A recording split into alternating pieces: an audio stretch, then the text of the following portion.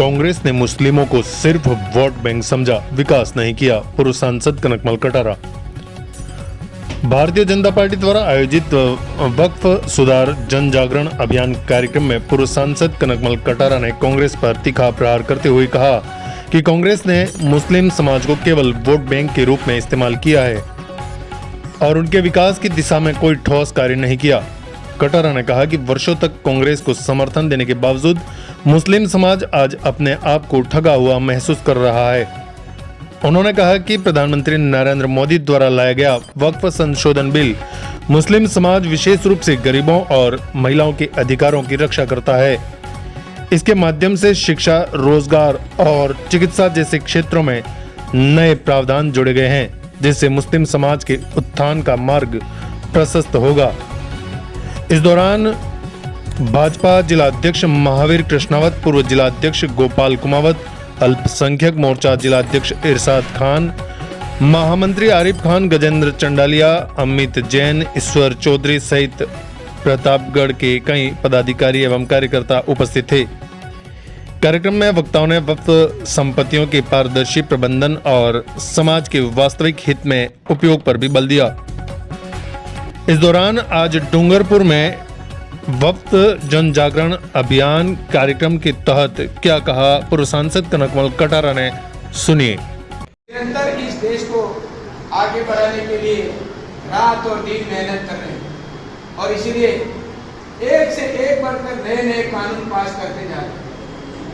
आज जिस तरह से आदरणीय नरेंद्र भाई मोदी जी ने ये प्रण कर रखा है, अग्रिम 25 साल की योजना बना करके अग्रिम समय में 2047 तक हमारा भारत कैसा होगा, एक विश्व गुरु के रूप में स्थापित होगा, ये कल्पना पूरी करने के लिए मोदी जी रात और दिन काम करते, 18 घंटे काम करते, रात और दिन विदेशों से हमारा संबंध किस प्रकार का कायम करना, मधुर संबंध प्राप्त करके और भी इस देश के लिए हम क्या कर सकते हैं, इस प्रकार की योजना आप बना करके चलते हैं। और इसमें आज हमारे वक्फ अधिनियम संशोधन 2025 के लिए आज हम यहाँ पर एकत्रित हुए हैं कि आखिर में वक्फ है क्या, वक्फ क्या है, किस लिए है और वो क्या करने वाला है, इसके लिए क्या प्रभाव है, इसके लिए अभी 2025 के बदलाव क्या है, इन बातों की जानकारी ये बिगर हम दूसरों को नहीं कह सकते। चल अचल संपत्ति धर्मार्थ यानी जो दान किया हुआ ये जो संपत्ति है यही वक्फ है। और यही वक्फ जिस प्रकार से स्थिति में हम समझते हैं तो 8 लाख एकड़ जमीन है और उसकी कीमत 10 लाख करोड़ रुपया। खैर हमारे अभी कहा ना कि जिस तरह से रेलवे के अंदर वो सबसे बड़ा बजट है और रक्षा विभाग में रक्षा मंत्रालय में सबसे बड़ा बजट है और तीसरे नंबर का अगर किसी के पास में अगर कोई संपत्ति है तो वक्फ बोर्ड के अंदर है, जो आज पूरे देश के अंदर इन लोगों की काया पलट कर सकता है। 2 जगह तो काम अच्छी हो रहा है, लेकिन वक्फ बोर्ड में, वक्फ बोर्ड आज का नहीं आया, 1954 में भी आया, 1995 में भी आया, 2013 में भी आया और अब ये जो आया है वो 2025 में बिल लाया गया। अब 3 प्रकार के 54, 95 और 2013 के ये जो बिल लाए गए वो बिल कांग्रेस के लोगों ने अपने हित के लिए बनाए। मुस्लिम समाज के बड़े बड़े धर्मार्थ और धर्मार्थियों ने और नेताओं ने ये मिल करके इतनी बड़ी संपत्ति हो गई तो अब इसका उपयोग करना चाहिए। जनता नहीं जाने, मुस्लिम के गरीब लोग नहीं जानते और इन्होंने अपना अधिपत्य जमा के बैठे और उसके अंदर ऐसे ऐसे कानून कायदे बनाए, ये जमीन मेरी है तो मेरी है, तो उसका कोई दावा नहीं कर सकता, तो कोर्ट में जाए या कहीं भी जाए किसी प्रकार का कोई दावा नहीं कर सकते दिया कि उंगली रख दी कि जमीन वक्फ की जरूरत। आप ये दावा भी कर रहे हैं कि संसद का और हमारा हवाई अड्डे का इस पे भी वक्फ का यह कब्जा है, इसमें कह रहा है कि हमारी वक्फ की जमीन है। इससे ज्यादा और बात कहीं कर नहीं सकती। और इसलिए मैं निवेदन करना चाहता हूँ कि वक्फ ये एक दान दिया हुआ संपत्ति का एक अंश है और इसी को वक्फ कहते हैं। और किसके लिए किया गया? उन कमजोर लोगों के लिए, उनके फायदे के लिए, जो अल्पसंख्यक मोर्चा में, अल्पसंख्यक भाइयों में जिस प्रकार की